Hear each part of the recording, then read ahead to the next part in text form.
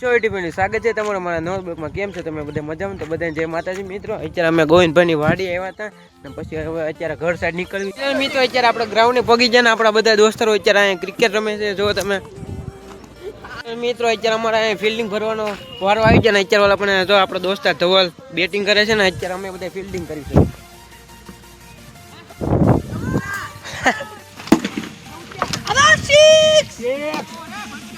અરે 4 આપી આ તો 14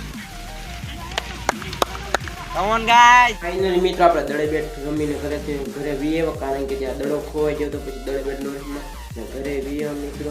અને તમને વાત કહેવા માંગુ છું મિત્રો, આપણે પેલા જે યુટ્યુબમાં 4000 વોચ ટાઈમની જરૂર પડતી તેની બદલે અત્યારે 8000 વોચ ટાઈમ 2027 થી લાગુ પડશે. તો મિત્રો સપોર્ટ કરજો, નકર આપણે ડબલ કરવું જોશે. આપણે ડબલ 4000 નું ડબલ 8000 વોચ ટાઈમ કરવું પડે.